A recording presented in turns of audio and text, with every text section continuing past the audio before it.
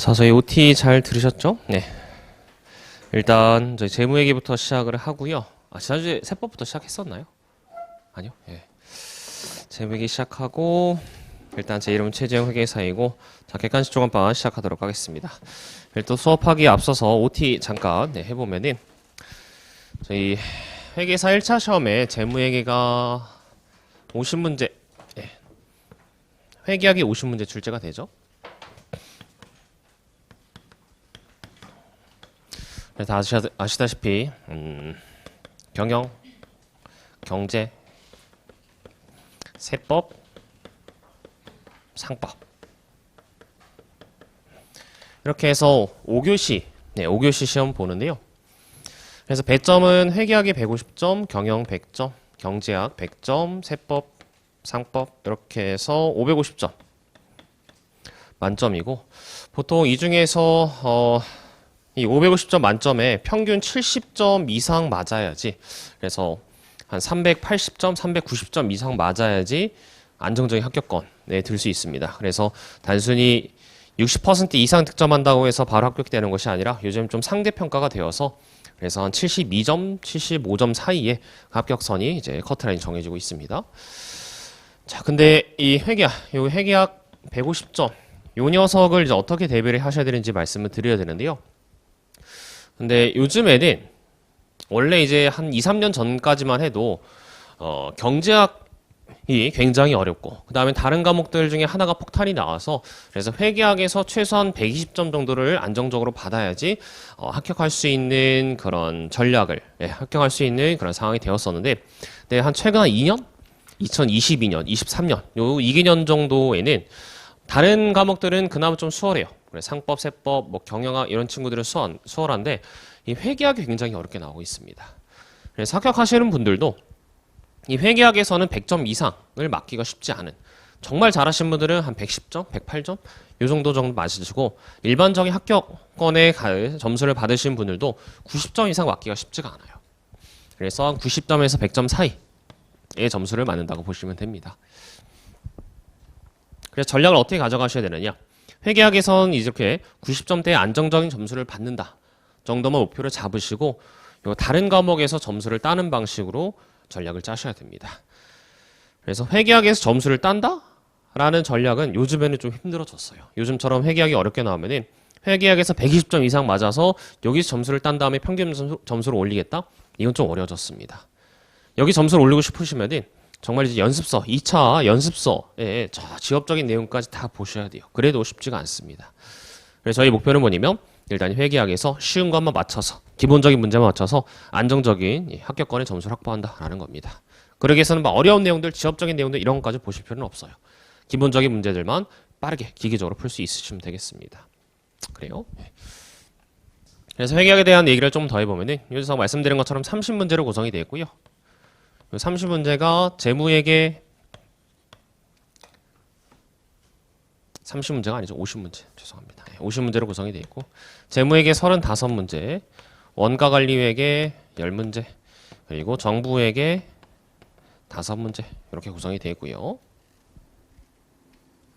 다음 재무회계 여기 안에는 중급회계, 고급회계 이렇게 두 가지로 구성이 되어 있는데 중급회계는 15문제, 고급회계는 10문제입니다.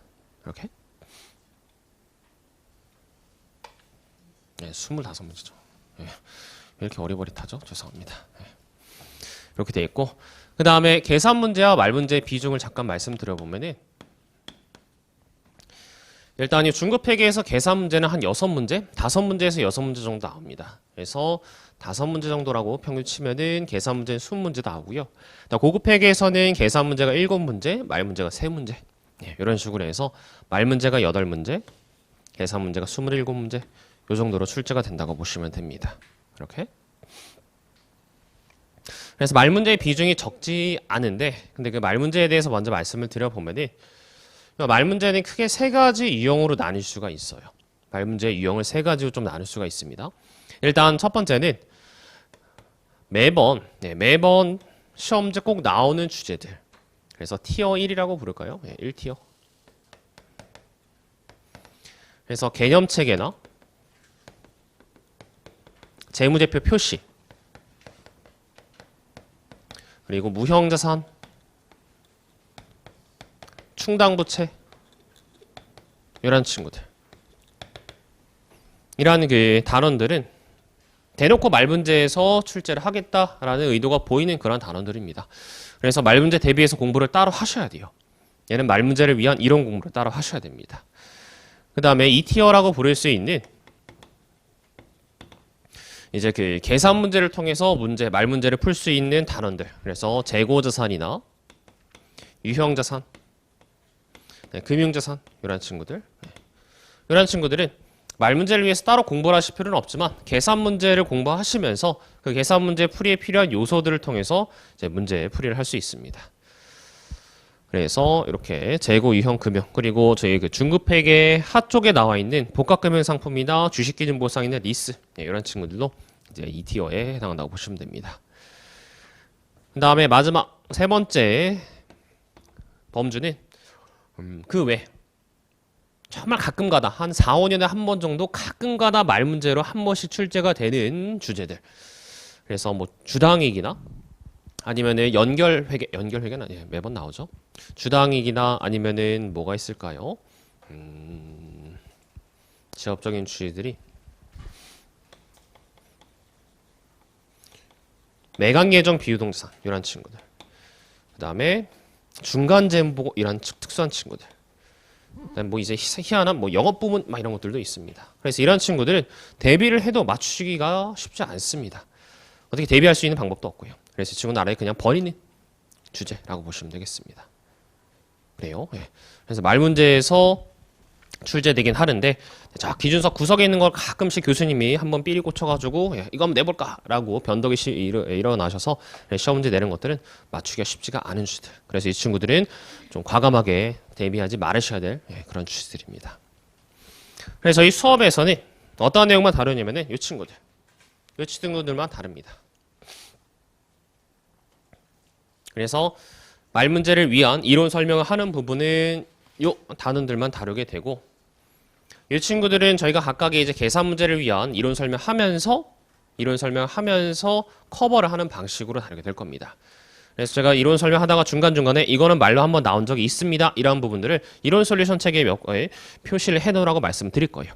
그런 것들을 통해서 대비하시면 되고 이 친구들은 말문제를 위한 공부를 따로 하시는 것을 별로 추천드리지 않습니다. 그래서 과감하게 좀 제낄 겁니다. 네, 그래요. 자, 그렇고요. 그래서 말문제를 이렇게 좀 그 공부 비중을 줄이겠다라는 겁니다.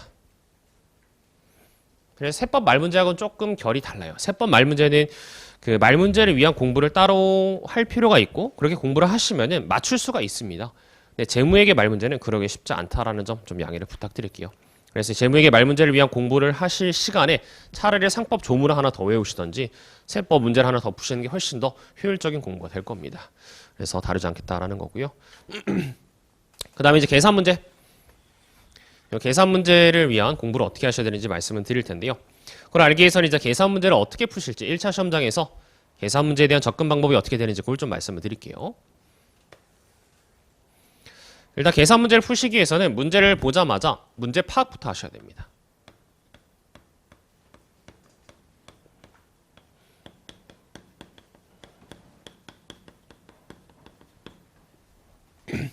그래서 이 문제가 어느 단원의 내용인지, 어느 단원에서 어떤 주제에 대한 내용인지, 그 주제에 대해서 뭘 물어보고 있는지가 한 번에 바로 파악이 되셔야 돼요. 그래서 예를 들어서 뭐 금융자산 파트에 FOB OCI 금융사를 FVPL로 재분리한다. 뭐 이런 문제에서는 이제 어떤 것을 물어보게 된다라는 것들이 문제를 보자마자 파악이 되셔야 됩니다. 금융자산에 FOB OCI 금융자산에 FVPL 재분류 이런 주제들 파악이 바로바로 되셔야 돼요. 그래서 이러한 주제에서는 뭘 물어보느냐? 보통 뭐 단기 순이익이 미치면 얼마냐? 이런 것들 물어볼 수 있고 아니면 재분리 시점에 평가 손익이 얼마냐? 재분류 조정 금액이 얼마냐? 뭐 이런 것들 물어볼 수 있습니다. 그래서 이러한 주제들이 바로바로 파악이 되셔야 되는데 다행히 1차 시험에서는 이 주제를 파악하는 게 문제를 파악하는 게 어렵지 않습니다. 1차 시험에서는 딱 문제를 보자마자 문제에 주어진 단서를 통해서 또는 문제에 주어진 자료를 통해서 바로 이거 이런 문제다라는 걸 파악하는 게 어렵지 않아요. 그래요. 2차 시험에서는 그게 좀 어렵긴 합니다. 2차 시험에서는 자료가 워낙 방대하고 문제 지문이 길기 때문에 쭉 읽어보면서 이게 뭘 물어보고 있구나라는 것을 곰곰이 생각해 보셔야 되지만 1차 시험에서는 그런 이제 그 문제 파악에 대한 어려움이 없다. 네, 다행히 쉽습니다. 다만 이게 쉬워지려면 뭘 하셔야 되냐면 그 전에 이 문제 주제들을 정리를 하셔야 돼요. 좀 이따 말씀드리겠지만 이게 요 단원에서 어떠한 것을 물어보는 문제다라는 것이 바로 정리가 돼 있으셔야 됩니다. 그만 정리가 잘 되시면 어떤 문제를 물어보는지 파악하는 건 어렵지 않으실 거예요.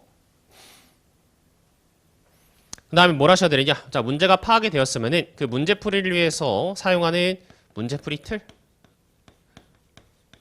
틀을 바로 연상하셔야 됩니다. 그래서 소위 왁구라고 하죠. 그죠? 문제풀이를 위한 어떤 그 틀을 바로 마련해 주셔야 됩니다.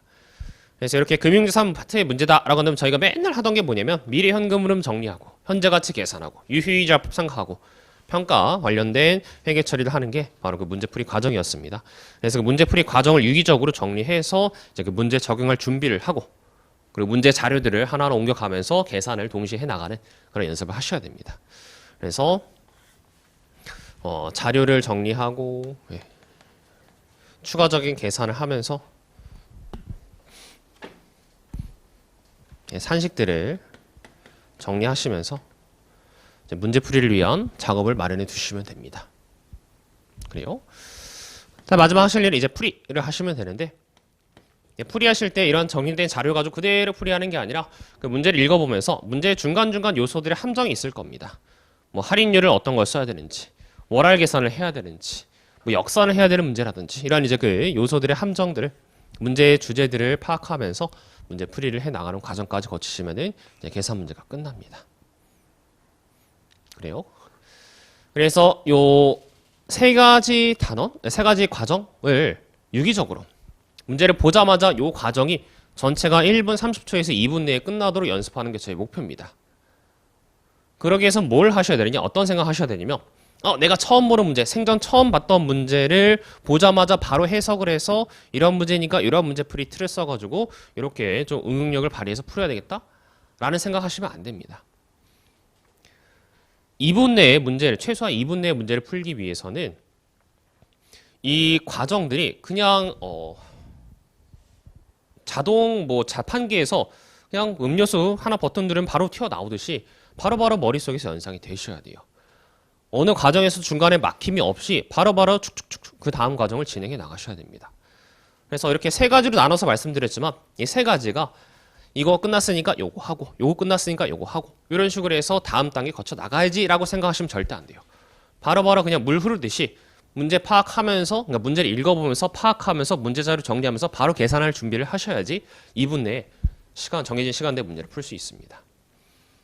그렇다는 얘기는 뭐냐면 새로운 문제를 처음 보는 문제를 그 시험장에 가서 생각해보면서 푸는 게 아니라 예전에 이런 객관식 책이나 아니면 기출문제집 이런 문제집에서 풀어봤던 경험이 있는 문제와 동일한 문제 또는 유사한 문제를 기계적으로 빠르게 푸는 연습을 하셔야 된다는 겁니다. 여러분들이 보시는 이 시험은 응용력, 창의력 이런 것들 테스트하는 시험이 아니에요. 여러분들이 못 봤던 문제, 처음 보는 문제를 이런 식으로 해석을 해서 이렇게 풀어나갈 수 있다라는 그런 능력을 물어보는 문제가 아닙니다. 물어보는 시험이 아닙니다. 어떠한 시험이냐면 예전에 이런 유형의 문제 풀어봤니? 이런 문제 풀어본 기억이 나니? 그럼 그거 빠르게 풀어봐라. 실수하지 말고 빠르게 풀어봐라. 라는 그런 이제 그 암기력 테스트를 하는 시험이지 창의력 테스트를 하는 시험이 아니다. 라는 겁니다. 그래서 여러분들이 하실 것은 다양한 그 유형의 문제를 풀어보시면서 그런 문제 유형이 똑같이 나왔을 때 조금 변형돼서 나왔을 때도 마찬가지지만 그런 유형의 문제가 나왔을 때 내가 이거 예전에 풀어본 기억이 있었지. 그 풀어봤을 때 이러한 문제 풀이 과정을 거쳐서 풀었었지 라는 것을 그대로 그 문제에 적용해서 빠르게 풀어내는 게 여러분의 목표입니다. 그래서 반복 숙달이 가장 중요한 공부라고 할 수 있어요. 그렇습니다. 어쨌든 계산 문제를 풀이하기 위해서는 이러한 과정을 거친다. 그래서 어떠한 이제 그 연습을 하셔야 되느냐? 말씀드렸다시피 이 과정을 위해서는 문제 주제들을 정리하셔야 됩니다. 문제의 각 단원에서 어떠한 주제들이 나오는지 정리를 하셔야 돼요. 그 내용이 저희 객관식 기본편 각 단원의 처음에 정리가 되어 있습니다. 각 장의 첫 페이지 보시면은 해당 단원에서 무슨 문제 유형이 나왔었는지 여기 예.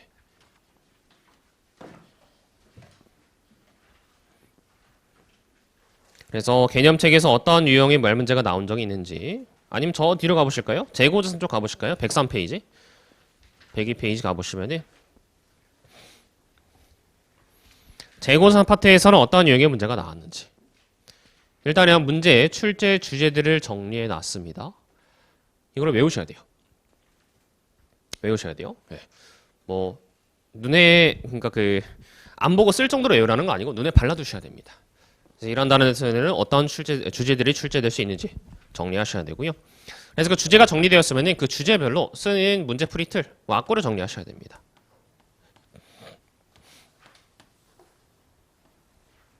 그래서 어떤 유형의 문제가 나왔을 때, 어떤 주제의 문제가 나왔을 때 거기에 적용해서 써야 될 왁구가 무엇인지가 다 정리가 돼 있으셔야 됩니다. 그래서 재고자산의 매출원가 계산하는 문제다라고 한다면 저희 맨날 뭐 그렸었죠?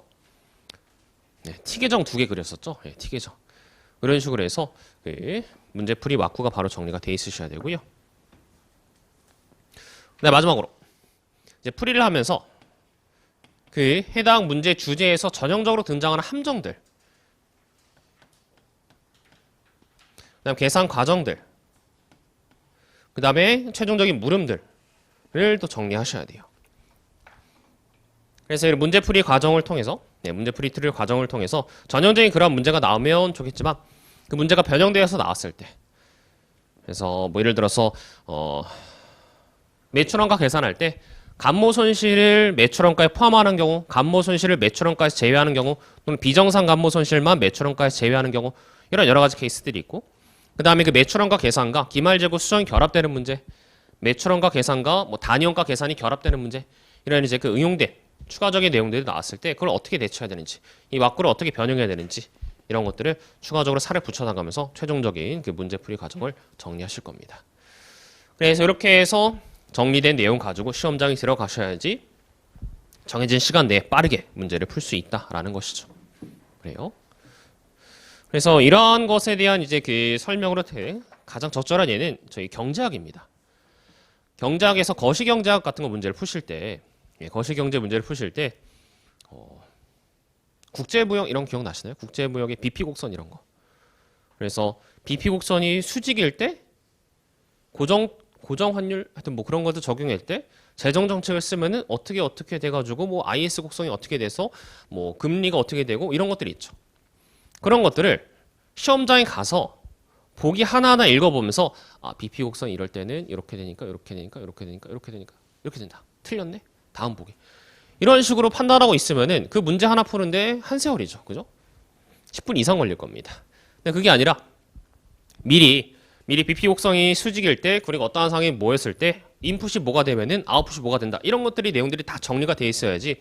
그래야지 그 보기 하나 판단할 때마다, 보기 하나 읽어볼 때 그 판단할 때 10초 이내로, 20초 이내로 빠르게 끊어내서 문제를 빠르게 풀 수 있습니다. 그런 사전적인 매뉴얼을 작성해 놓는 게 일반적인 거시경제 공부가 되는데, 이 제목에도 마찬가지예요.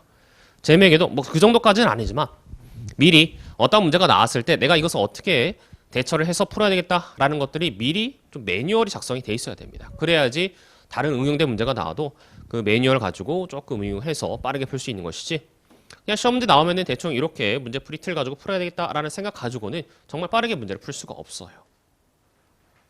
빠르고 기계적으로 실수 없이 문제를 푸시려면은 미리 시험장에 들어가기 전에 매뉴얼을 다 작성을 해 놓으셔야 된다라고 생각하시면 되겠습니다. 사전 작업이 다 돼 있으셔야 됩니다. 그래요.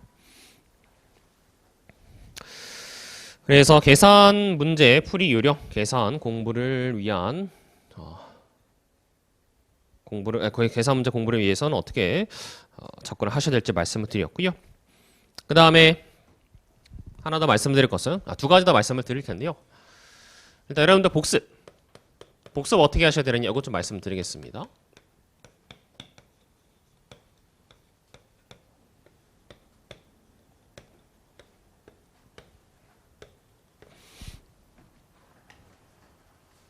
자, 저희가 총 3회독, 이 책을 최소 3회독은 할 겁니다. 필요에 따라서 4회독을 이상을 할 수 있긴 한데 그 이후부터는 여러분들의 그 실력에 따라 맡기면 되겠고요. 그래서 일단 3회독까지는 어떻게 하시는지 말씀을 드리면 1회독 때는 당연히 강의를 수강하시면서 문제 풀이를 하시면서 정리를 하시면 됩니다. 그래요? 네. 그래서 제가 강의 수업 시간에 다뤘던 내용 그대로 그냥 이제 수업 끝나고 나서 복습하시면서 문제 풀어보고 틀린 부분이 있다라고 하면 해답에다가 정리하시고 그리고 이론 솔루션 책 이런 데다가 정리하시면 됩니다. 근데 다만 일단 강의 수강하실 때 하나 말씀드릴 것은 필기를 최소화하세요. 제가 뭐 언제나 말씀드리지만 언제나 이제 무시하시는 내용이죠. 수업 시간에 필기를 하는 것보다는 제 설명에 집중을 하셔야 되는데 필기한 제가 칠판에 쓰는 거 옮겨 적는데 이제 신이 나셔가지고 막 필기를 열심히 하시는 분들이 계십니다. 근데 그러다 보면은 나중에 복습할 때 혼자서 복습할 때 내가 뭘 썼는지 기억이 안 나요. 그죠? 필기는 열심히 했는데 근데 그게 무슨 내용에 대한 필기인지 하나도 기억이 안 납니다. 그래서 필기를 최소화하셔라. 그럼 필기 어떻게 하느냐? 걱정하시는 분들이 계실 텐데 일단 제 수업의 대부분의 내용들은 이론 솔루션 책과 기출 솔루션 책 앞쪽에 보시면 이론 요약이라는 부분이 있습니다. 거기에다 정리가 돼 있어요. 그래서 거기에 정리가 안 돼 있는 부분들을 제가 필기를 하고 나서 쓰세요. 또는 뭐 사진 찍으세요. 이렇게 말씀을 드릴 겁니다. 그럼 필요에 따라서 그 부분만 필기를 하시면 되고 대부분의 판서들은 이론 솔루션 책과 그리고 기출 솔루션 책에 있습니다. 그래서 걱정하지 않으셔도 되고요. 그래서 만약에 필기를 만약 하고 싶으시다 라고 한다면은 제가 수업 시간에 끄적거리는 것도 필기하고 싶으시다고 한다면 그거 갖다가 5와 열을 받쳐서 정말 이쁘게 필기하시는 게 아니라 그냥 대충 하세요. 어디 연습장에다가 샤프로 대충 하신 다음에 그 다음에 나중에 복습하시면서 예쁘게 옮겨 적으시면 되는 거지 수업 시간에 그 필기에 신경을 쓰시다 보면 말씀드린 것처럼 설명을 못 따라간다. 설명 못 따라가고 복습 시간 길어지고 그러면 이제 수업에 빠지시고 이러다 보니까 필기 부담을 줄이셔라. 좀 말씀드리고 싶습니다. 그래서 필기를 2번 하시는 것도 나쁘지 않다. 수업 시간에 그냥 대충 하시고 그리고 복습하실 때 정리하시고 그렇고요. 그 다음에 문제 이제 복습을 하실 때 수업 듣고 나서 문제 복습하실 때 뭐 수업 들을 때도 마찬가지지만 문제에다가 표시하지 마세요. 문제에 뭔가 별표 쳐놓으시고 문제에 밑줄 쳐놓으시고 하지 마세요. 그래서 제가 수업 시간에 이 부분은 무슨 내용에 대한 언급이니까 이 녀석이 중요합니다 라고 말씀을 드린 부분이 있다고 하더라도 절대 문제에 표시하시면 안 됩니다. 왜냐면 이 책을 갖다 말씀드린 것처럼 최소 3번, 많게는 한 5번 정도 볼 거예요. 근데 그때마다 여러분들이 문제에 표시해 놓은 부분을 보시면서 문제를 풀면은 그냥 해답 보고 보는 거고 푸는 거하고 똑같습니다. 그래서 문제에다가 필기를 하지 마셔라. 문제에 표시를 하지 마셔라. 그럼 어디 하시면 되느냐? 해답해 놓으세요. 해답. 해답에다가 표시를 해 놓으셔야 됩니다. 문제에 표시하지 마셔라. 해답에 하셔야 된다.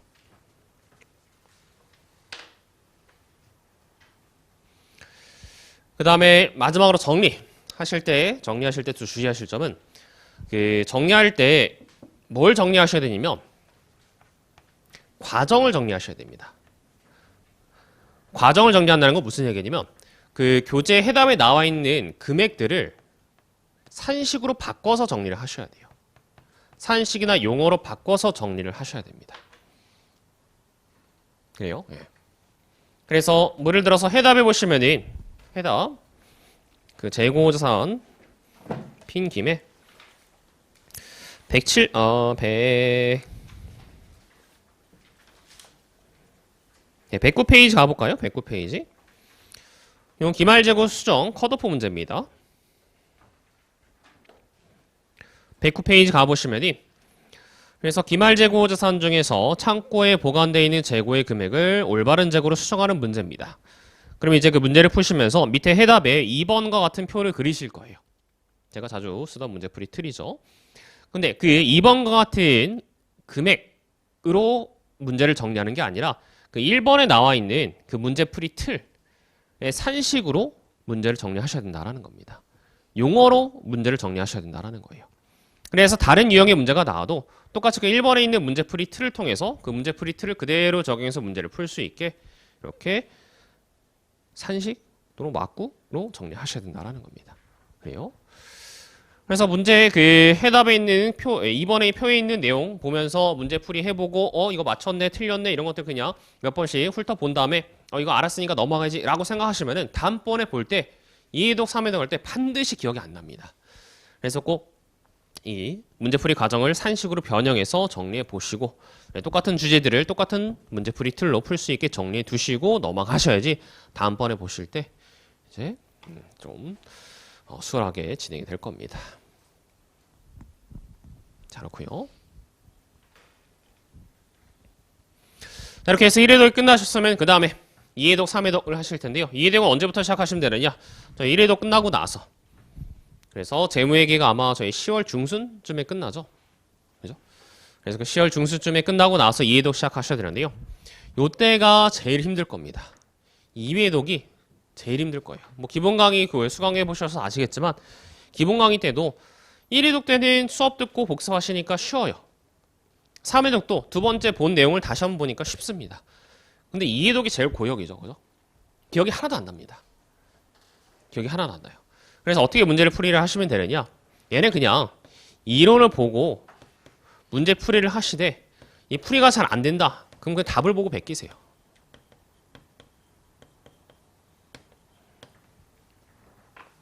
풀이가 되면은 좋겠지만 풀이가 안 된다?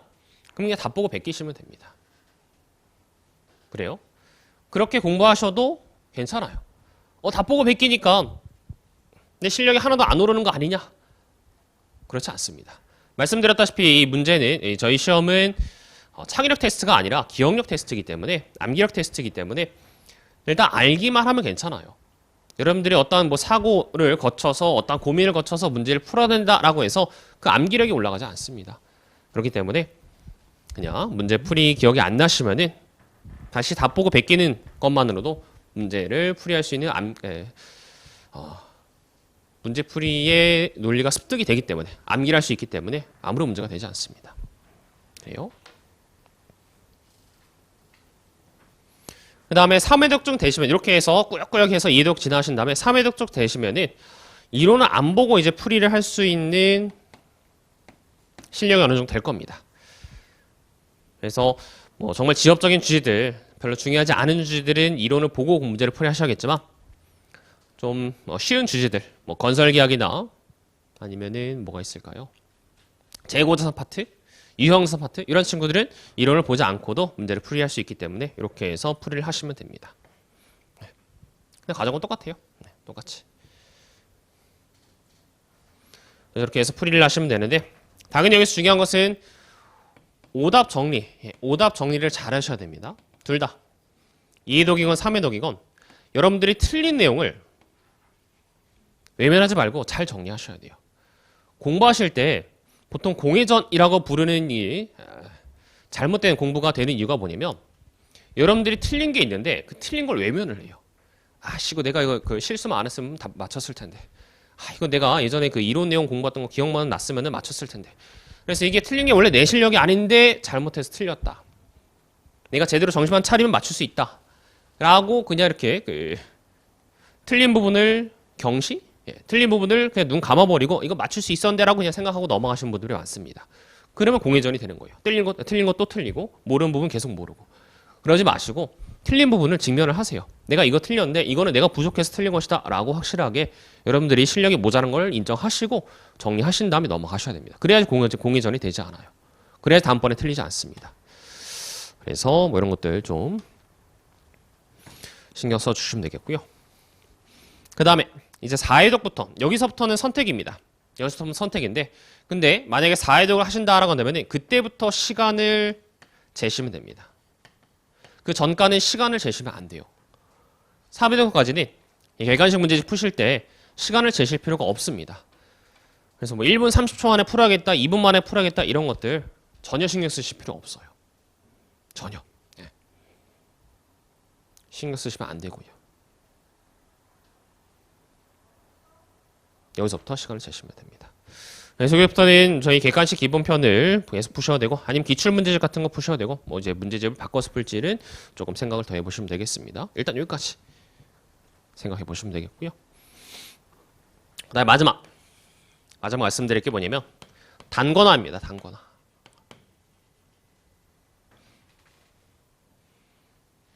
자, 단권화. 이거 뭐냐면 여러분들이 이제 시험장에 이제 내년 2월, 그러니까 올해 시험 보니까 2월 24일이 2월 달의 마지막 주 토요일이더라고요. 네, 그래서 2월 24일에 2024년 2월 24일에 시험을 보시게 될 텐데, 그때 그 시험을 보기 직전에 저희가 2월 23일에 전 과목 1회 독하는 게 목표입니다. 하루 만에.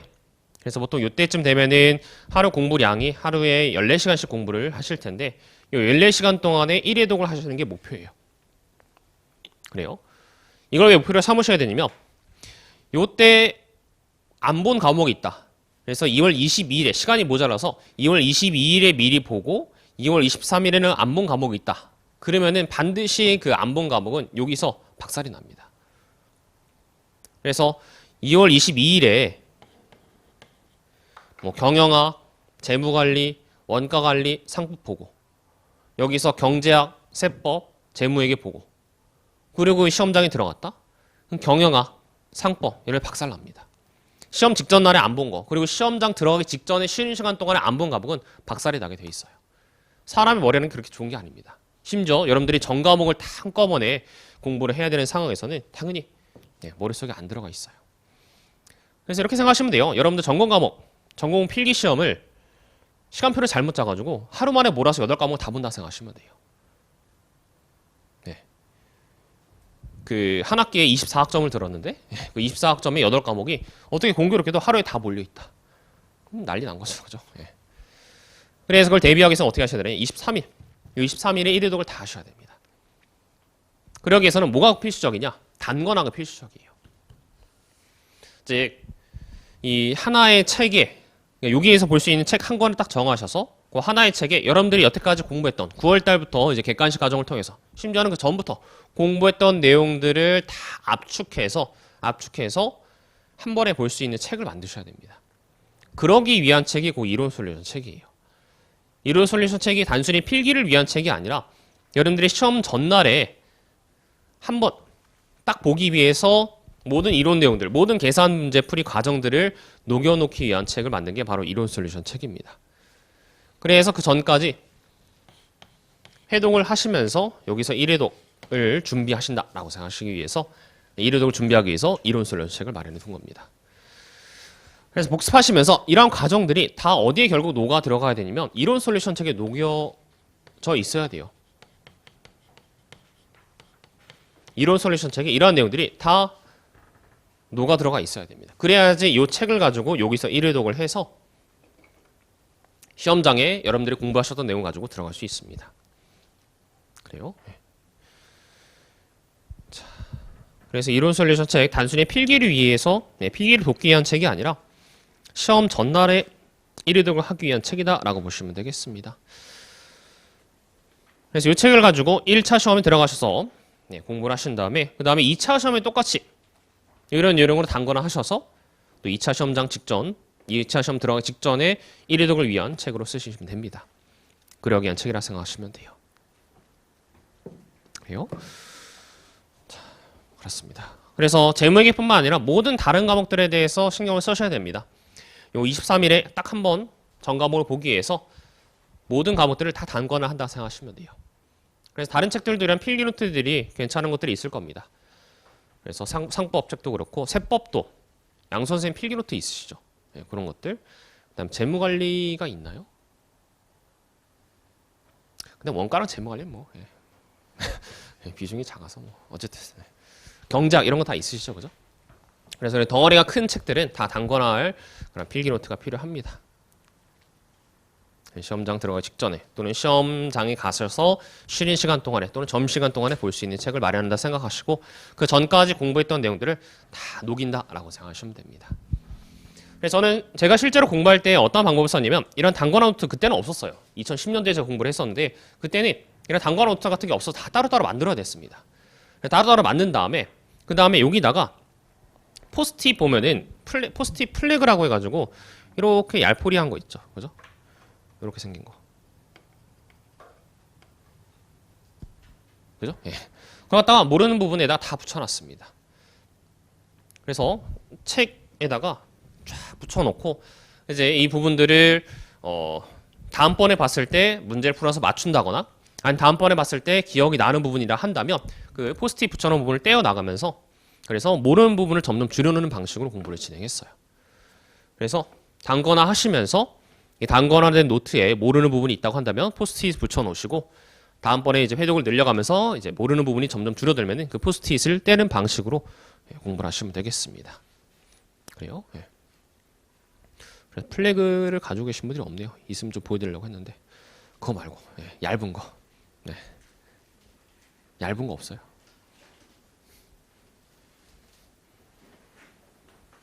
네 맞아요. 한번 들어서 보여주세요. 예. 저 얇은 거. 예, 저런 거 붙여. 왜냐면 그 두꺼운 걸 붙이시면은 그 붙일 게 너무 많아요. 그래서 거의 모든 페이지에 다 붙여야 되는데 그 붙이다 보니까 저는 책이 막 이렇게 뚱뚱해지더라고요. 그래서 얇은 걸로 붙이시면은 더 좋으실 겁니다. 자, 그래서 이렇게 이론 솔루션 책 활용해 주시면 좋겠다. 그래서 OT는 이 정도 생각하시면 되겠고 이 내용을 저희 수업 끝날 때 다시 한번 말씀드릴 거예요.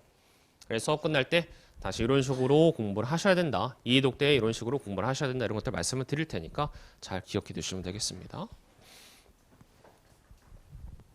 그래서 오늘 수업 끝나고 저기 교대역 다이소 가셔서 빨리 이거 사세요. 예. 자, 그래서 한 5개 정도 사시면 될 겁니다. 전 과목 다 해야 되니까.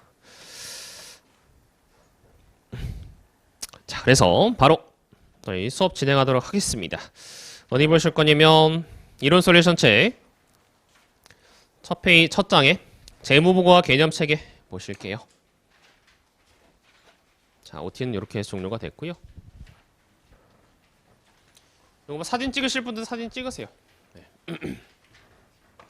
수업 시간에 그 사진 찍으셔도 저는 뭐 크게 개의치 않습니다. 수업 필기 하시면서 시간 뺏기는 것보다 그냥 사진 찍는 게 훨씬 나아요. 사진기 소리 나도 괜찮으니까 편하신 대로 찍으시면 돼요. 그래요? 다만 이제 제가 그 어느 정도 필기가 한 바닥 다 쓰고 나면은 찍으세요라고 말씀드릴 때가 있어요. 그래서 필기가 완성된 다음에 찍으시는 게 더 좋기 때문에 제가 뭐 포토타임이라고 할까? 그걸 드리기 때문에 제가 사진 찍으라고 말씀드릴 때 찍으시면 더 좋을 겁니다. 자, 어쨌든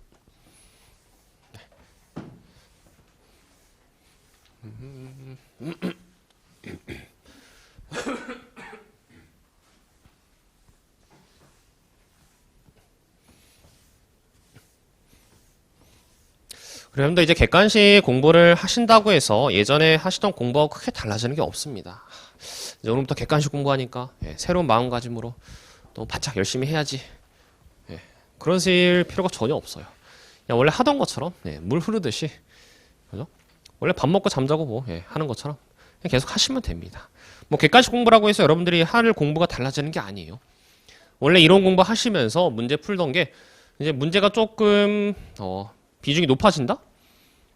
예제 같은 좀 큰 덩어리 문제를 풀는 게 객관식 문제를 조금 그 문제의 범위가 문제 규모가 작아진다 정도뿐이지 원래 하시던 공부에 달라지는 게 없습니다. 그래서 뭐 긴장하실 것도 없고 그렇다고 뭐 새로 각오를 다지실 것도 없고 그냥 원래 하시는 대로 하시면 돼요. 물론 이제 원래 좀 열심히 안 하셨다 그러면은 좀 열심히 하실 생각 하셔야겠지만 원래 열심히 하시던 분들이 한다면 막 긴장하거나 새로 각오를 다지실 필요가 없습니다. 제일 좋은 거는 그냥 아무 생각 없이 하는 거예요. 그죠? 공부한다, 열심히 하겠다 이런 생각을 하지 않고 그냥 하시면 됩니다. 하다 보면 늘게 돼 있어요. 그죠? 자, 어쨌든 일단 교재 이론 솔루션 책 12페이지 1절에 재무의 기초 보실 텐데요. 이 친구는 시험제에 나온 지가 너무나 오래되었습니다. 그래서 나올 가능성도 없기 때문에 넘어가시면 되겠고요. 어디 바로 가시면 되느냐? 자, 14페이지에 2절의 개념체계 보도록 하실게요.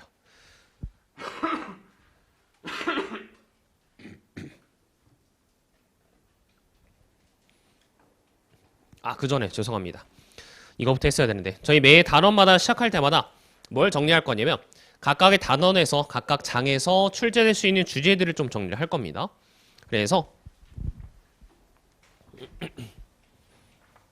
개념체계 단원에서 출제될 수 있는 주제들 정리해보면요.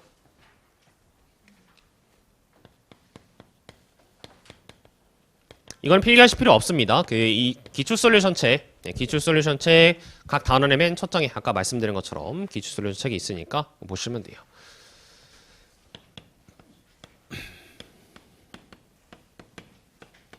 일단 개념책의 단원에서는 대부분 다 거의 대부분의 내용들이 말 문제로 출제가 됩니다. 계산 문제 나오는 것은 그 자본 유지 개념 딱 하나밖에 없어요. 그래서 말 문제에서 출제되는 부분들, 주제들을 좀 묶어볼 텐데요. 일단 일반 목적 재무 보고 이 녀석이 말 문제로 출제가 됩니다.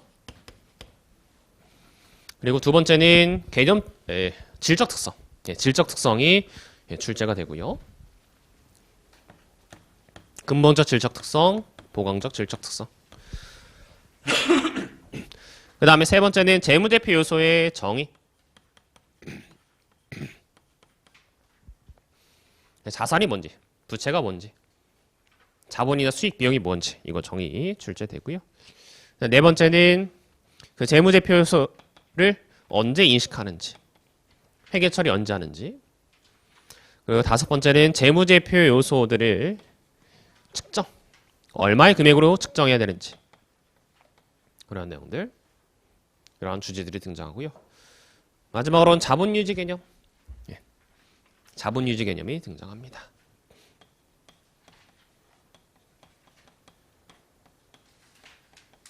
이렇게. 그래서 그 기출 솔루션 차의 맨 앞장에는 이 인식과 측정을 같이 묶어서 표시해놨네요. 일단 개념 체계의 단원에서는 이 정도 정리가 되고요. 여기서 가장 많이 시험 문제 나왔던 친구는 바로 이 친구입니다. 질적 특성. 근데 너무나 많이 나와서 더 이상 시험 문제 낼 게 없어요. 너무나 많이 출제된 주제여서 시험 문제 낼 게 많지가 않습니다. 요즘 들어서 이쪽에서 조금씩 내용들이 등장하고 있습니다. 원래는 크게 잘 안 나왔던 주제들인데 조금씩 문제에 출제가 되고 있는 주제들이다. 중요도는 이 정도로 따지면 되겠고, 근데 뭐 중요한지 아닌지 따질 필요 없이 다 공부하시면 됩니다. 이런 말 문제를 위해서 다 정리하시면 되겠다. 그래요. 그래서 각각의 주제들 자 정리해 보도록 할게요. 이를 위해서 1월 솔루션 책 14페이지 2절의 개념 체계부터 보실 텐데요.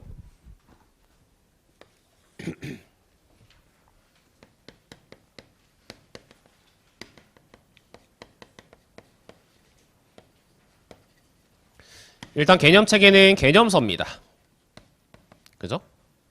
기준서가 아니에요. 개념 체계라는 것은 기준서, 구체적인 규정을 다루기 위해서 어떤 개념을 정의하고 정립하기 위한 개념서이지 구체적인 규정을 얘기하는 기준서가 아닙니다. 서로 다르다라는 거. 그래요? 네. 그래서 무슨 얘기가 등장하냐면 이 개념 체계와 기준서가 다르기 때문에 서로 충돌하면은 뭐가 우선하느냐에 대한 내용이 등장하는데 다 아시다시피 뭐가 우선하죠? 네, 기준서가 우선합니다. 개념 체계보다 기준서가 구체적인 규정을 다루고 있는 기준서가 우선한다. 자, 그래서 그 내용 1번의 개념 체계 정의와 위상에서 다뤄보도록 할게요. 자, 정의 보시면은 외부 정보 이용자를 위한 재무보고 기초가 되는 개념을 정립하기 위한 개념서이다. 그래서 위상 보시면은 개념 체계는 회계 기준이 아니므로 개념 체계의 그 어떤 내용도 기준이나 그 요구사항에 우선하지 않는다. 그래서 회계 기준이나 그 요구사항, 즉 기준서가 우선한다라는 거. 이거 말 문제로 바꿔서 잘 나옵니다.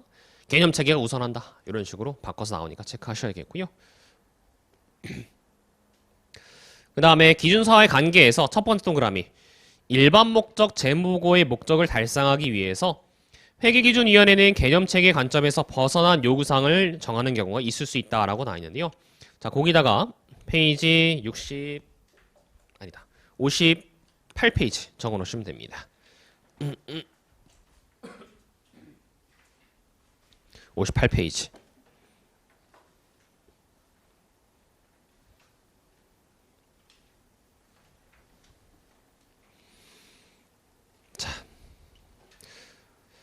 그래서 기준서하고 개념체계하고 서로 다를 수 있다라는 거 뭐 그런 내용 얘기하고 있습니다. 그래서 그에 대한 구체적인 상황은 뒤에서 따로 말씀을 드릴 거고요. 두 번째 동그라미. 회계기준위원회가 관련 업무를 통해서 축적한 정보를 경험을 토대로 수시로 개정될 수 있다. 개념체계가 개정되었다고 해서 자동으로 회계기준이 개정되는 것은 아니다. 그래서 무슨 얘기냐면 개념체계도 개정될 수 있습니다. 즉 기존에 쓰던 개념체계 이거보다 더 나은 개념체계를 적용하기 위해서 개념체계를 뜯어 고칠 수 있어요. 근데 그렇다고 해서 그 개념체계가 고쳐진다고 해서 개정된다고 해서 기준서가 같이 동시에 개정되는 게 아닙니다. 개념체계가 개정된다고 해서 기준서가 따라서 개정되는 게 아니에요. 기준서는 따로 또 개정을 해야 됩니다. 그래서 개념체계가 개정되었다고 해서 자동으로 회계기준이 개정되는 것은 아니다. 이게 자동으로 회계기준이 개정된다라고 말문제로 나온 적이 있으니까 이런 것들도 그냥 한번 읽어보시면 됩니다. 자, 그렇고요. 그 다음에 이번에 개념체계의 목적이 나와 있는데요. 자, 그것도 읽어보시면 됩니다. 개념체계의 목적은 뭐 도움을 준다 이런 것들 보시면 되겠고요. 그 다음에 3번의 개념체계 기능 이 친구는 그냥 세모 표시 쳐놓으세요. 개념체계가 어떤 기능을 하느냐에 대한 얘기가 나오는데 뭐 거의 뭐 세계평화 이바지한다 약간 이런 느낌으로 써놨습니다. 자, 그래서 그냥 넘어가시면 되겠고요.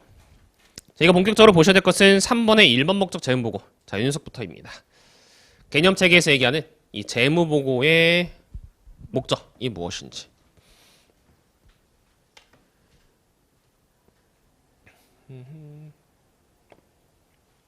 여기 됐어. 네. 이거 지울까요 그냥? 간 모자라니까.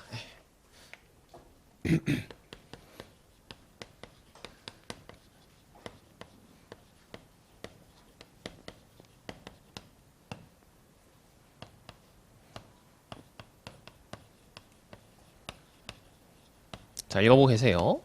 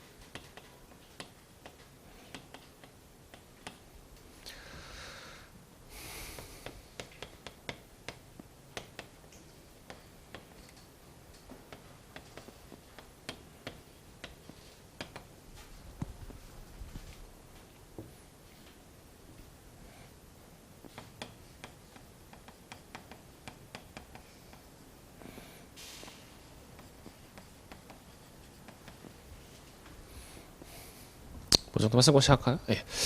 자, 일단 1번에 보시면 일반 목적 재무보고라고 나와 있는데요. 자, 재무보고라는 걸 합니다. 즉 회사의 재무정보를 보고하게 되는데 그 재무보고하는 목적이 뭐냐, 재무제표를 만드는 목적이 뭐냐가 그 첫 번째 칸에 나와 있습니다. 목적 보시면이 주요 이용자가 기업의 자원을 제공하는 것에 대한 의사결정을 할 때 유용한 보고기업 재무정보를 제공한다. 그래서 정보를 이용하는 사람, 그 주요 이용자라는 것은 정보를 이용하는 사람을 말하는데요. 근데 그 사람이 뭔가 의사결정을 합니다. 기업의 자원을 제공하는 것에 대한 의사결정, 선택을 해요. 근데 그 선택을 할 때 도움이 되는 그런 유용한 보고기업 정보를 제공하는 게 바로 이 재무보고의 목적입니다. 그래서 먼저 등장한 단어 뭐냐면 바로 주요 이용자입니다. 그 주요 이용자가 밑에 두 번째 칸에 나오는데요. 주요 이용자는 현재 및 잠적 투자자. 그래서 쉽게 표현하면은 주식 투자자. 주식 투자하는 사람 말하고요. 그다음 대여자는 은행. 돈 빌려주는 사람 은행 생각하시면 됩니다. 그리고 그 밖에 채권자라는 것은 회사로부터 돈을 받을 것이 있는 사람들을 말해요. 그래서 가장 대표적인 채권자가 그 종업원입니다.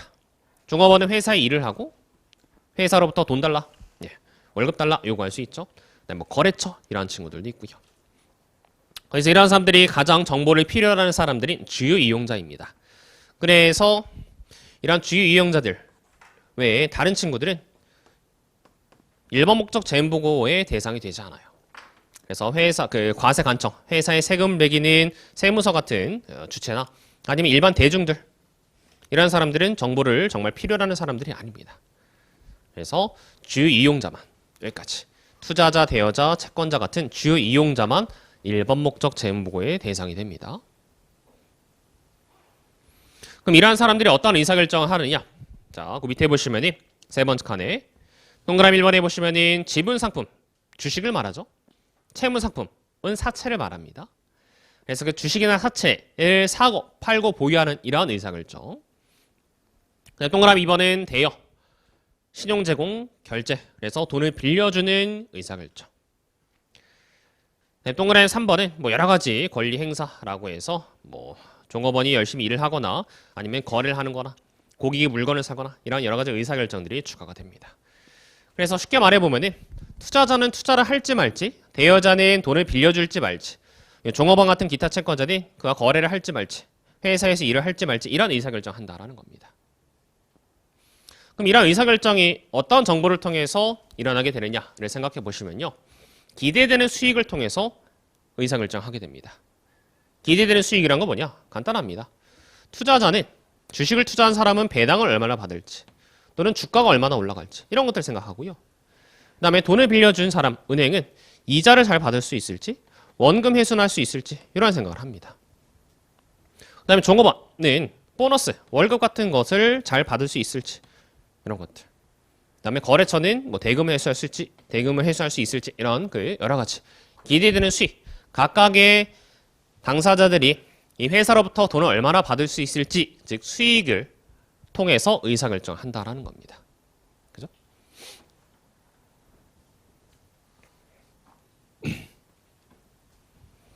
그럼 이러한 사람들이 필요로 하는 정보는 뭐냐? 이런 기대 수익에 대한 정보인데, 근데 이런 정보들을 하나하나 작성해서 정보 이용자에게 줄 수가 없어요. 회사가 배당을 얼마나 줄 것이다, 회사의 주가가 얼마나 올라갈 것이다, 이걸 갖다가 회사가 예상해서 정보를 제공할 수 없습니다.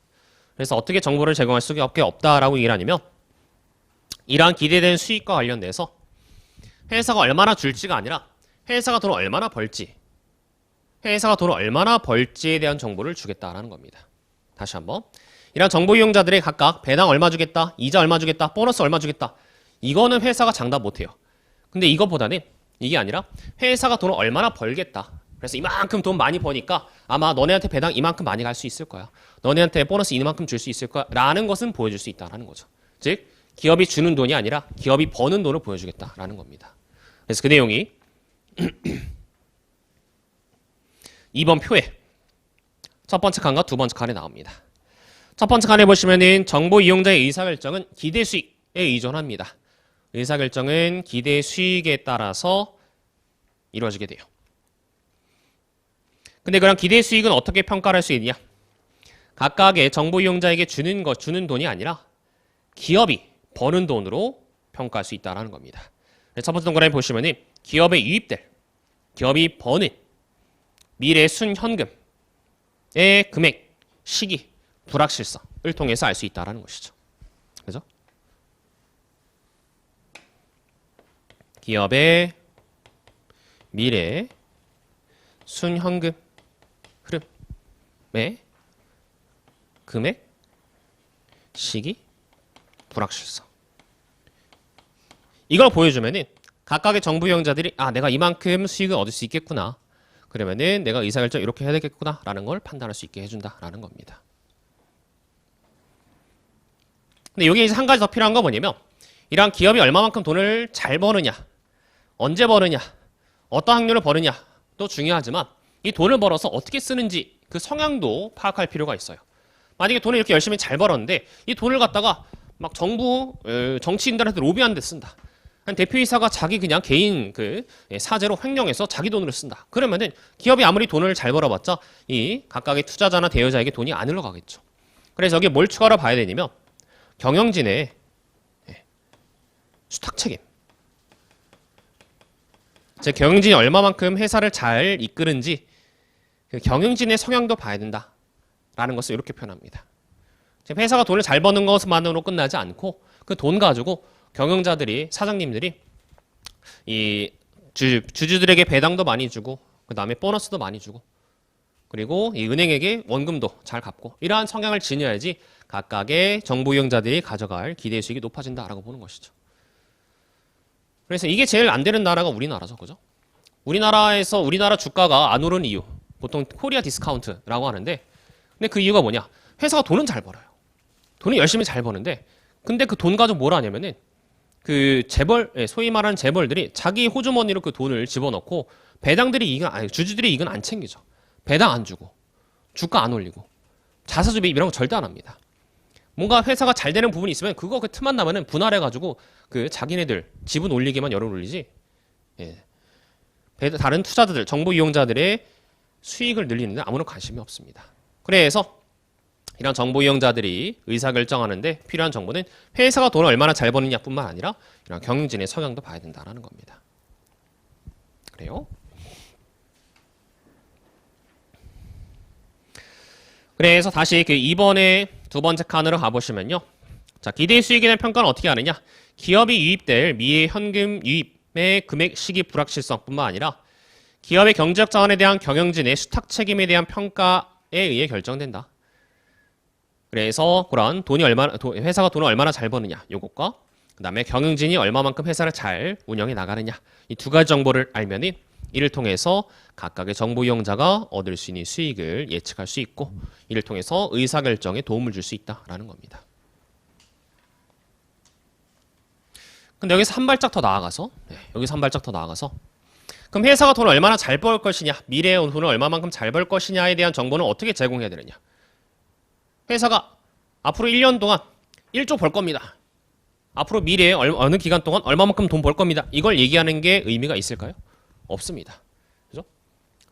제가 지금은 이제 이렇게 그냥 제목에 강사하고 있지만 한 10년 있다가 여기 그 강남구 구의원 나가고 시의원 나가고 국회의원 나가서 대통령 될 겁니다. 뭐 이런 얘기 해봤자 의미가 없죠. 그죠? 아무런 의미가 없습니다. 미래 일에 대해서 얘기하는 것은 별로 신뢰성이 없어요. 그래서 이런 정보를 제공하기 위해서는 미래 얘기가 아니라 과거 또는 현재의 정보를 제공하는 것만으로도 그 미래 예측을 할 수 있게 해준다라고 봅니다. 따라서 이런 정보를 제공하기 위해서 미래가 아니라 과거 정보를 제공해야 된다. 또는 현재 정보를 제공해야 된다. 라고 표현합니다. 그래서 어떤 현재 정보를 제공하면 되냐면 지금 현재 회사가 가지고 있는 경제적 자원이 얼마나 있는지 자산을 말하죠. 그리고 지금 현재 회사가 가지고 있는 청구권, 회사의 자산을 가져갈 청구권을 가진 사람들, 부채나 자본을 말하죠. 네. 이런 금액들이 얼마나 있는지, 그리고 그 친구들의 변동이 어떻게 이루어졌는지 이런 내용들. 그래서 이러한 내용을 제공하면은 그러면은 회사가 이 지금 현재 자원 가지고 미래 돈을 얼마나 벌 것이다 라는 걸 유추할 수 있게 해준다라는 겁니다. 그 다음에 경영진의 수탁 책임. 이 녀석은 이 수탁 책임 얼마나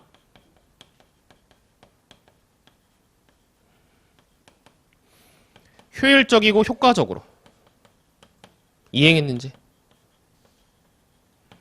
즉 바꿔 말하면 성과를 얼마나 내느냐, 수익과 비용을 얼마나 잘 냈느냐를 통해서 경영진이 회사를 잘 꾸려나갈 능력이 있는지를 알 수 있다는 겁니다. 그래서 지금 현재 회사가 자산을 얼마나 가지고 있는지, 부채 자본은 얼마나 있는지, 그리고 회사가 수익 비용을 얼마만큼 잘 버는지를 알면은 이를 통해서 회사가 미래에 돈을 얼마나 벌지를 알 수 있고 이를 통해서 미래에 각각의 투자자들이 각각의 정보 이용자들이 얼마만큼 수익을 얻을 수 있을지 유추할 수 있게 해준다는 겁니다. 그래서 결국 필요한 정보는 뭐냐면 얘라는 거예요. 그죠? 자산, 부채, 자본, 수익, 비용. 이걸 얘기하고 싶었던 겁니다. 그죠?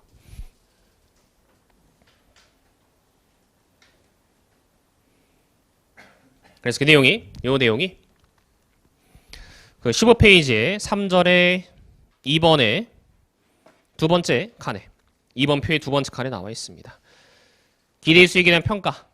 거기에 두 번째 동그라미에 평가를 하기 위해서 주의유형자는 다음의 정보를 필요로 한다. 가로 1번에 기업의 경제적 자원, 기업에 대한 청구권 및 그 자원과 청구권의 변동. 그리고 가로 2번 기업의 경영진과 이사회가 기업의 경제적 자원 사용에 대한 그들의 책임을 얼마나 효율적이고 효과적으로 이행했는지 여부. 그래서 결국 경제적 자원과 청구권은 자산부채 자본을 말하고 권유석의 변동까지. 그리고 가로 2번에는 경제적 자원의 사용에 대한 책임을 얼마나 효율적으로 효과적으로 이행했는지 여부는 수익과 비용을 말한다. 이 정도로 생각하시면 되겠습니다. 그래요?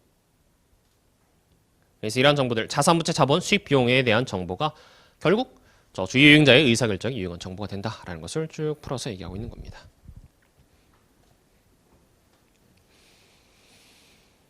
그래서 이 내용이 이거 필기하실 필요 없어요. 이 내용이 저희 그 기출 솔루션 책 객관식 책 10페이지에 정리가 되어 있습니다. 그래요? 네, 그래서 따로 보실 필요 없어요.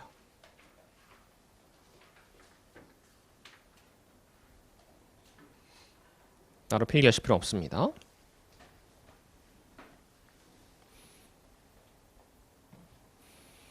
자, 그 다음에 다시 돌아오셔서 이론 솔루션 책 15페이지로 돌아오셔서요.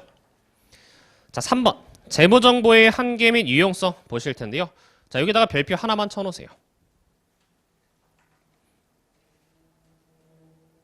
3번에 재무정보의 한계 및 유용성.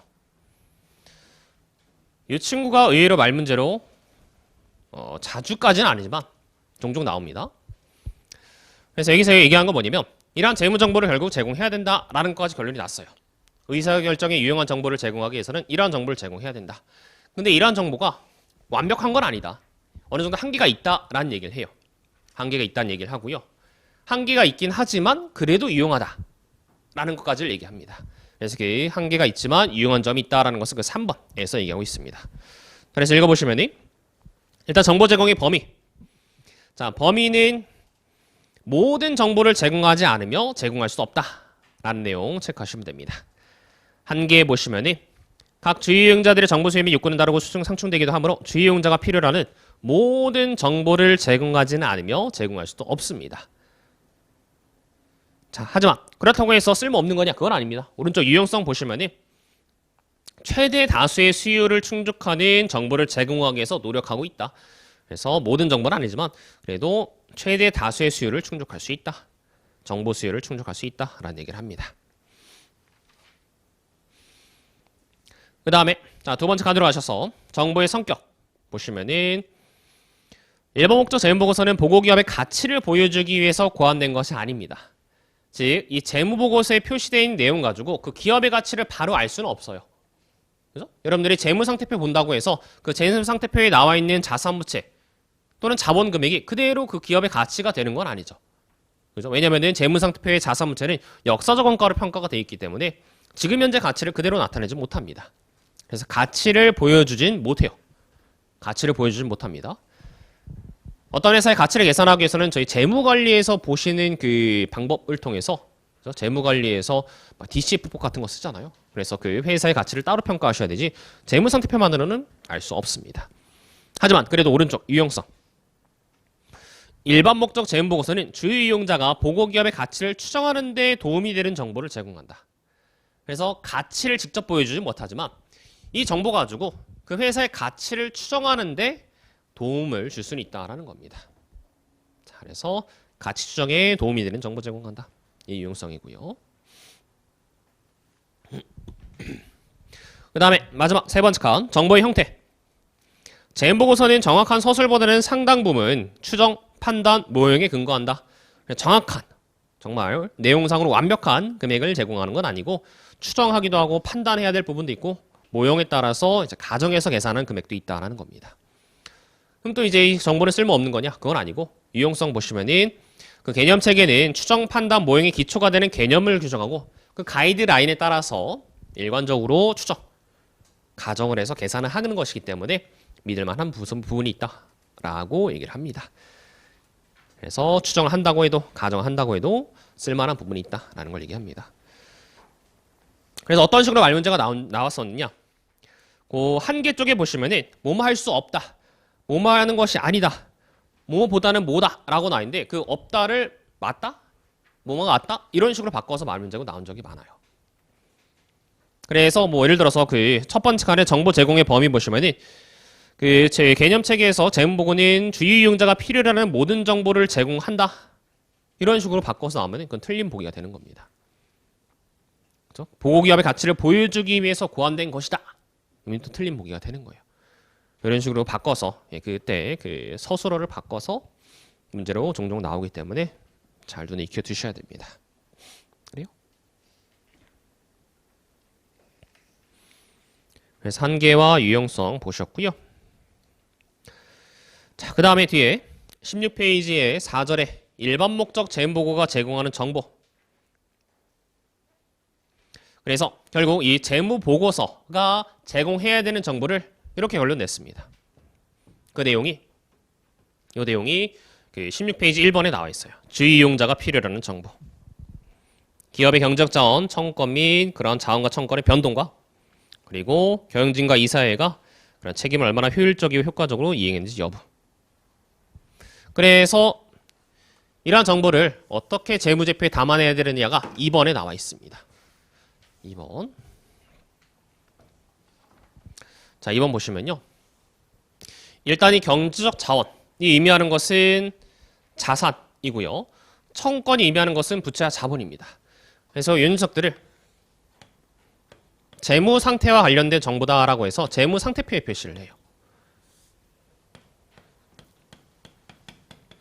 경제적 자원과 청구권을 이렇게 재무 상태라고 표현하고 재무 상태표에 표시를 합니다. 근데 여기서 주로 다룰 것은 바로 요 자원 청구권의 변동입니다. 자산부채 자본이 변동해요. 뭐 당연한 겁니다. 1년 동안 회계 처리하면서 자산부채 자본이 쭉 변동하죠. 근데 그 변동을 구분합니다. 어떻게 구분하냐면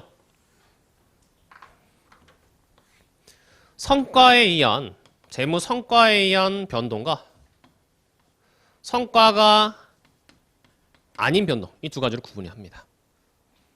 재무 성과에 기인한 변동과 재무 성과에 기인하지 않은 변동 이 두 가지로 구분이 돼요. 그래서 재무 성과가 아닌 변동은 뭐냐면 그냥 뭐 예를 들어서 은행에서 돈 빌리는 거 이런 거 성과 아니죠, 그죠? 현금 들어오면서 차입금 늘어나는 거 이런 거 성과 아닙니다. 아니면 주주한테 주식 발행하는 거.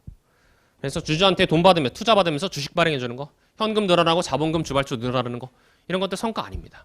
그러한 그 성과가 아닌 변동들을 이제 그 재무 상태표, 자본 변동표나 주석에 표시를 해요. 자본 변동표나 주석에 표시를 합니다. 이렇게.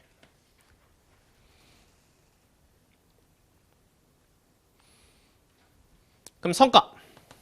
이 성과인 경제적 자원과 청구권의 변동은 요 녀석을 어디에 표시를 하느냐? 요 녀석을 다시 또 두 개로 나눕니다. 어떻게 나누냐면 발생주의에 따른 성과와 현금주의, 현금 회계인가요? 현금? 예, 현금 흐름에 따른 성과로 나눕니다. 발생주의에 따른 성과라는 건 뭐냐면 수익과 비용을 말하고요. 현금 흐름에 따른 성과라는 것은 현금의 유출입을 말합니다. 현금의 유입, 현금 유출. 이게 바로 현금 흐름에 의한 성과예요. 그래서 이 각각의 성과를 나눠서 이 녀석은 손익계산서에, 포괄 손익계산서에, 이 녀석은 현금 흐름표. 현금을 기준으로 계산한 성과, 현금의 유입, 현금의 유출을 현금 흐름표에 이렇게 나눠서 표시한다라는 겁니다. 그래서 다시 한번 이 자산부채 자본의 변동을 이렇게 구분해서 성과에 따른 변동과 성과가 아닌 변동. 그래서 성과를 발생주에 따른 성과와 현금 흐름에 따른 성과로 구분을 해서 그래서 각각의 정보를 이렇게 나눠서 표시한다라는 겁니다. 그래요? 근데 뭐가 말 문제로 딱 한 번 나온 적이 있냐면 이 부분. 이건 별표 칠 필요도 없어요. 예. 그러니까 이게 말 문제로 나왔습니다. 이 자산부채 자본의 변동은 성과에 의한, 재무 성과에 의한 변동만 있다. 재무 성과가 아닌 변동은 없다. 이게 말 문제로 나온 적이 있습니다. 근데 그렇지 않아요. 자산부채 자본이 변동하는 것은 이 성과, 회사가 열심히 일을 잘해서 그래서 그 아웃풋을 내서 발생한 변동도 있지만 그렇지 않은 변동도 있습니다. 성과가 아닌 변동도 있어요. 네, 그게 말 문제로 나온 적이 있으니까 이것만 체크하시면 됩니다.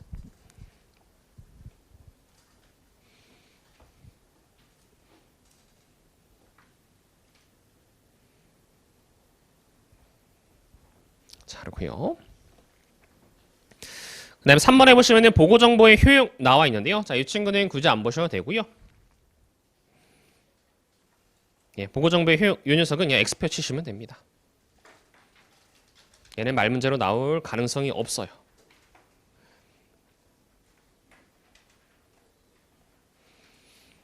자, 이렇게 해서 일반 목적 재무보고가 제공하는 정보까지 보셨고 여기까지 해서 문제 하나, 문제 두 개 간단하게 풀어볼게요. 자, 어디에 보실 거냐면 기출 솔루션책 가셔서 18페이지 문제 6번과 19페이지 문제 8번 보시겠습니다.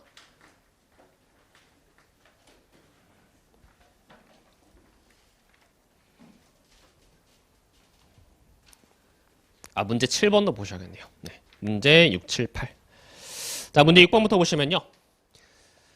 재무보고를 위한 개념체계에서 재무 개념체계에 관한 설명을 옳지 않은 것은 동그라미 1번은 일단 넘어가실게요. 동그라미 1번의 내용은 저희 질적 특성에 대한 내용이니까 조금 이따 보실 거고요. 동그라미 2번 보시겠습니다.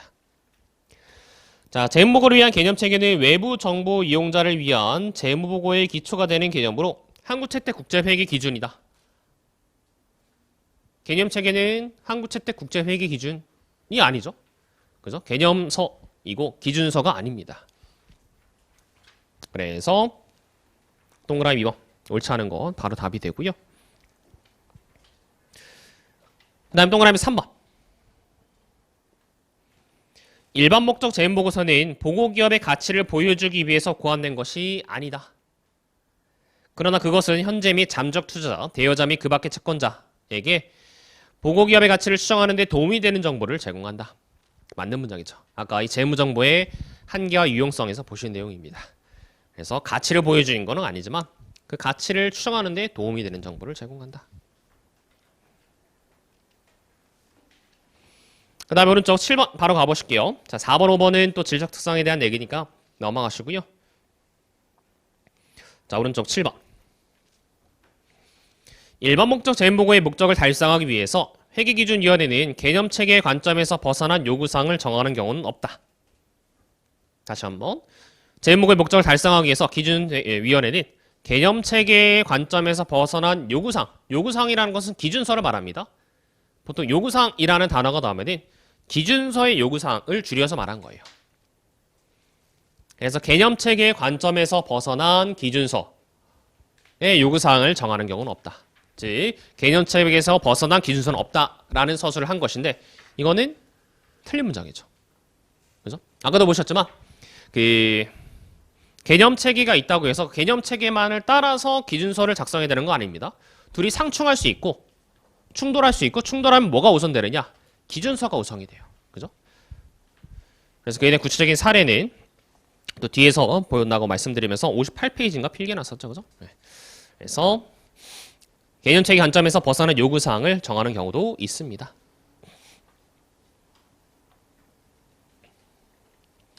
동그라미 2, 3, 4번은 아직 배우신 내용이 아니기 때문에 다른 보기들 넘어가시겠고요. 바로 8번 문제로 가보실게요. 다음 중 일반 목적 재무보고서가 주요 이용자에게 제공하지 않는 정보는? 해서 1번부터 읽어보시면 일반 경제적 상황 및 기대, 정치적 사건과 정치 풍토, 산업기업 전망과 같은 다른 원천에서 입수한 관련 정보는 딱 봐도 아니죠. 그죠?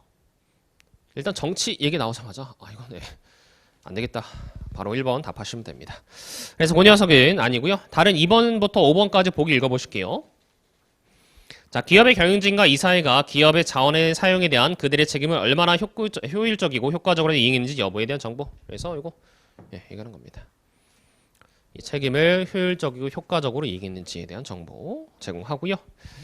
그 다음에 동그라미 3번. 배당, 원금, 이자 지급 또는 시장가격 상승. 그 시장가격 상승이라는 것은 주가를 말합니다. 주식의 시장가격 상승을 말하고요. 그런 것들을 추정하는 데 도움을 주는 정보. 맞는 내용입니다. 그래서 아까도 말씀드렸다시피 이러한 주가가 얼마나 올라갈 것이냐, 원금을 회수할 수 있느냐, 배당을 받을 수 있느냐, 이자를 제때 받을 수 있느냐 이러한 정보를 유추하는데 도움이 되는 정보를 제공하기 위해서 얘를 주는 겁니다. 그죠? 얘를 유추하는데 도움이 되는 정보를 제공하기 위해서 이 정보를 주는 거예요. 그래서 만약에 그런 정보를 준다라고 하면 틀린 것이지만 이러한 정보를 추정하는데 도움이 되는 정보를 준다. 그건 맞는 문장입니다. 자, 그래요. 자, 동그라미 4번 넣어보실게요. 기업에 유입될 미래 순현금 유입, 현금의 금액, 시기, 불확실성 및 기업의 경제적 자원에 대한 경영진의 수탁 책임에 대한 그들의 평가에 또 도움을 주는 정보, 이쪽을 말하죠. 그죠? 이런 것들을 추정하는데 도움이 되는 정보를 준다. 맞는 문장입니다. 동그라미 5번에 기업의 경제적 자원, 기업에 대한 청권, 그러한 자원과 청권의 변동과 관련된 정보. 그래서 또 맞는 문장이죠. 자, 그렇습니다. 그리고 이제 하나 더 뭐 살을 붙여보자면 이건 진짜 얍삽한 문제였는데 이런 정보를 줄 때 이 재무제표에 경제적 자원과 청권에 대한 정보를 준다 라고만 서술이 돼 있으면 그건 틀린 문장입니다. 이 변동이 포함이 돼 있어야 돼요. 그래서 변동을 빼고 틀린 복이다 이렇게 낸 문제가 저희 시험은 아니고 세무사 시험에 나온 적이 있습니다. 그죠? 그래서 이 변동도 들어가야 됩니다. 좀 얍삽하긴 하죠, 그죠?